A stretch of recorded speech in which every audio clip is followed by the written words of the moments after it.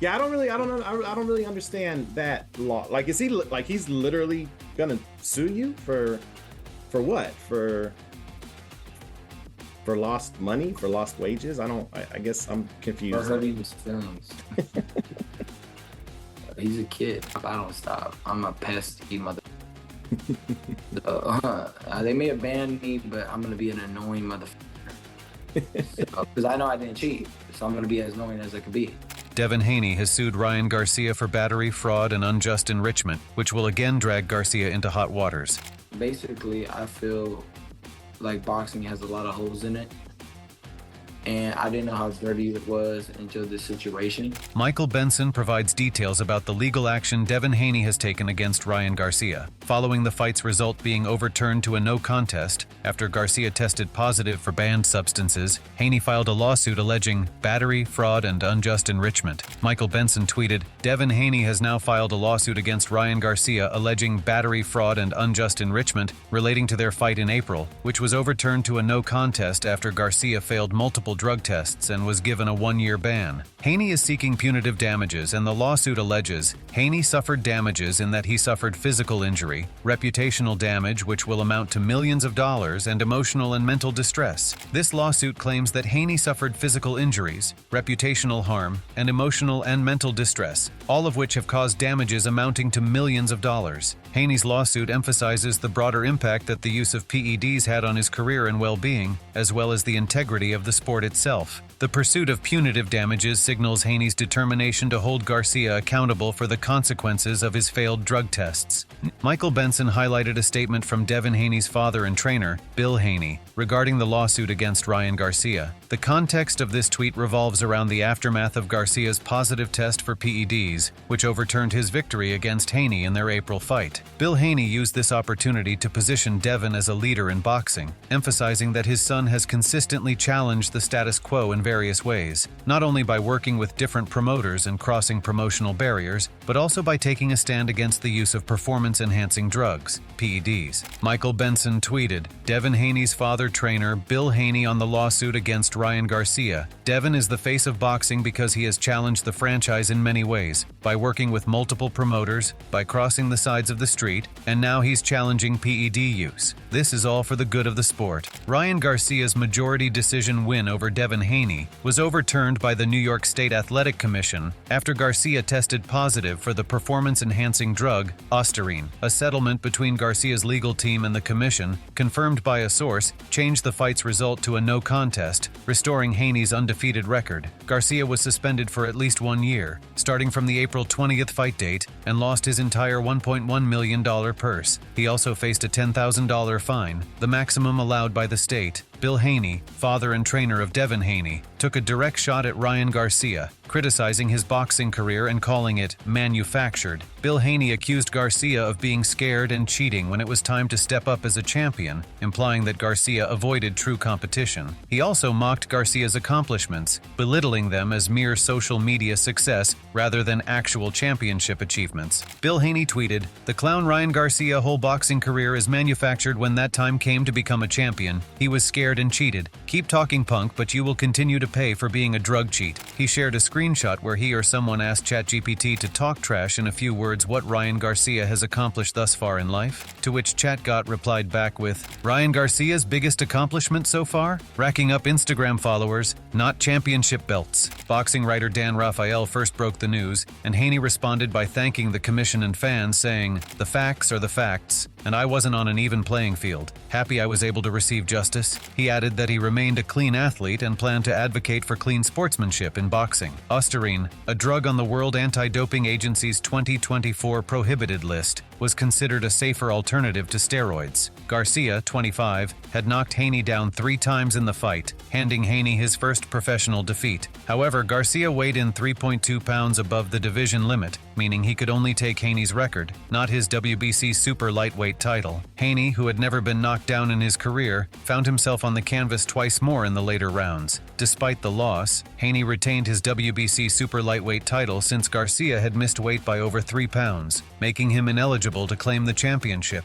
During an interview with Andre Ward, Devin Haney addressed the issue of Garcia missing weight. Haney raised questions about whether Garcia deliberately missed weight and even speculated on whether Floyd Mayweather might have advised Garcia to do so. And then he obviously didn't make the weight. Did Floyd tell him not to make the weight? You already spoke on it, my boy. I don't know. You don't know? I don't know. So he don't make weight. Floyd said he didn't. He did not? Floyd said he didn't. He did not? Yeah. Okay. So that's what he I'm said. gonna That's leave it his at word. Gervonta Davis, who has had his own rivalries with both fighters, reacted strongly to Devin Haney's comments about the fight. Davis disagreed with Haney's claim that the loss was due to PEDs, instead urging Haney to take responsibility for the defeat. Davis criticized Haney for making excuses rather than accepting the result of the fight. Gervonta Davis responded, "Dude, really had a great game plan. No, you didn't. We all seen the fight as a whole. You got your beat, bro. Move on and get over it." The New York State Athletic Commission states that it held athletes to the highest standards, ensuring the integrity of the sport. Although the suspension only applied in New York, other athletic commissions typically respected rulings from different states. Osterine had been banned by WADA since 2008, and fighters like Amir Khan faced lengthy bans for having it in their system during fights, as Khan did in his 2022 bout with Kell Brook. Eddie Hearn admired Garcia's talents. Hearn mentioned that as fame and success grow, some fighters lose focus. He suggested that Garcia might have become too absorbed in his own hype, leading to decisions that were not always in his best interest. He shared that Ryan Garcia is a tremendous talent, but sometimes when you get too much success and attention, you can lose your way a bit. I think that may have happened with him. But sometimes, I think you know this as well, like, you can lose your direction a little bit in terms of you think now you're that big that you know all the right decisions to make.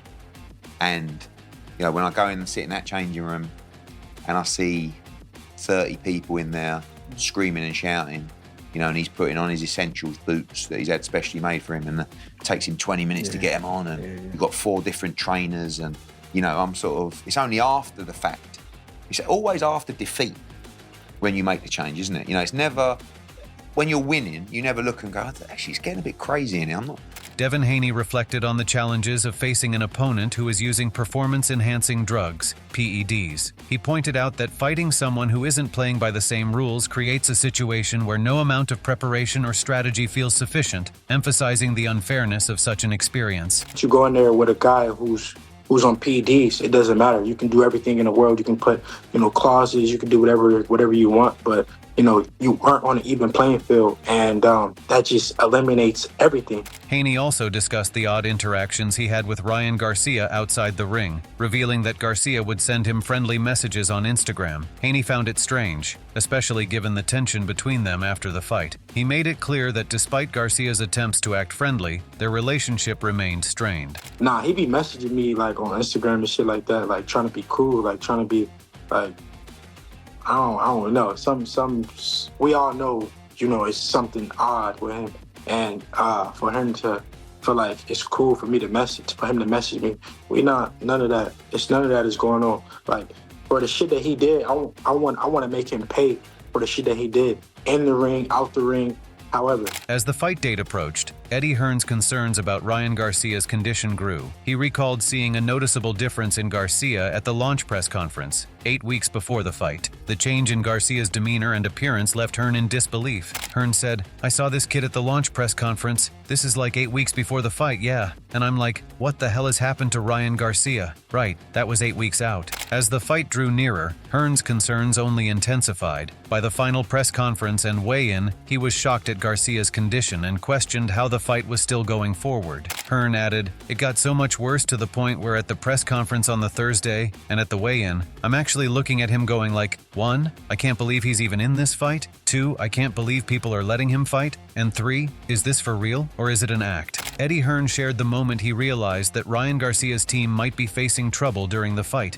Just 30 seconds in, after Garcia landed his first left hook, Hearn noticed the significant size difference between Garcia and Devin Haney. Garcia coming in 3.5 pounds over the agreed weight, more precautions should have been taken to ensure the fighter's well-being, according to him. Hearn said, 30 seconds into the fight, when he landed his first left hook, I was like, did you see it? I mean, you know, like Ryan looked massive. And that's when I say the mistake happened. The mistake for me, when you come in 3.5 pounds over, that's when you, the administration, have to protect your fighter. Boxer Ryan Garcia was suspended until April 2025 after testing positive for a banned substance and forfeited his $1.1 million purse from his fight against Devin Haney as part of a settlement with the New York State Athletic Commission, NYSAC, the New York Department of State announced on Thursday. Meanwhile, even after the positive PED test result, Garcia continued to deny the accusations.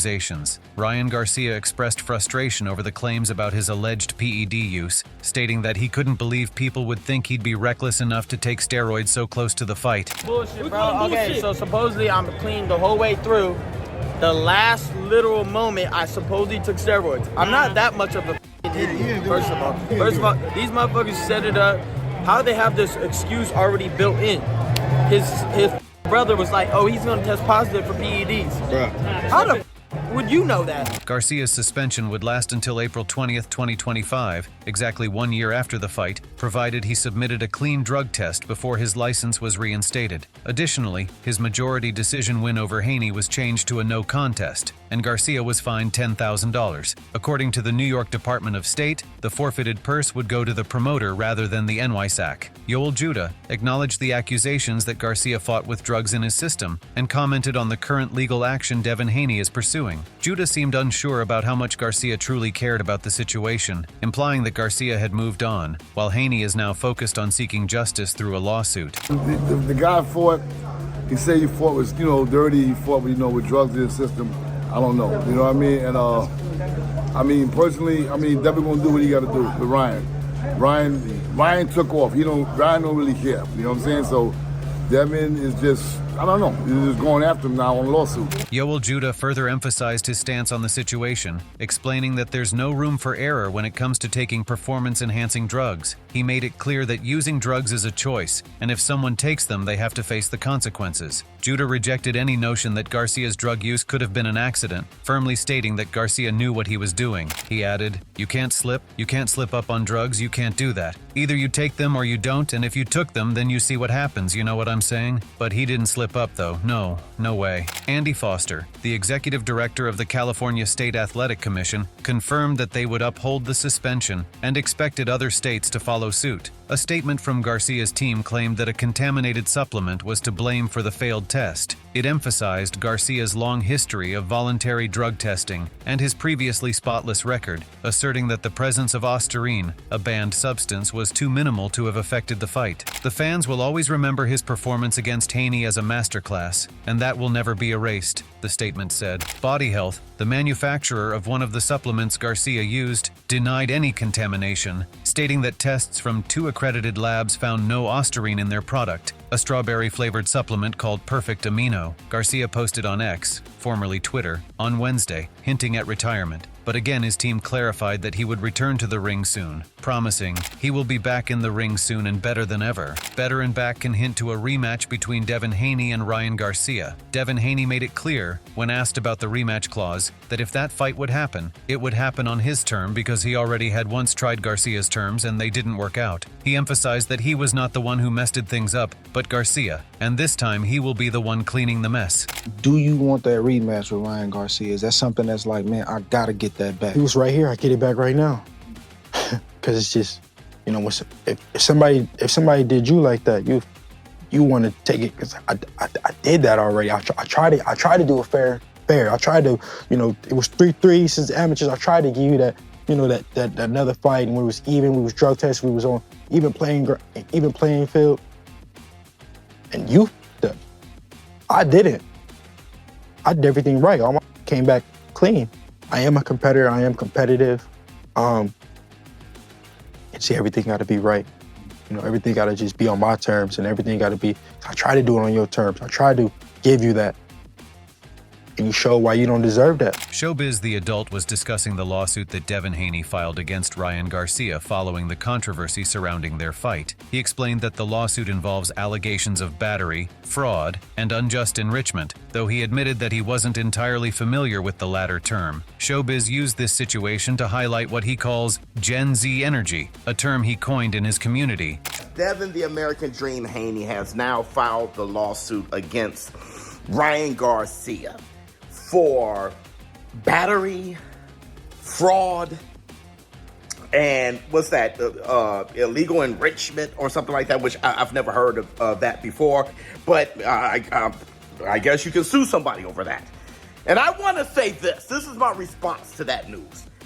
This is definitely Gen Zenergy personified. You guys know in the war room, we have created this term, Gen Zenergy.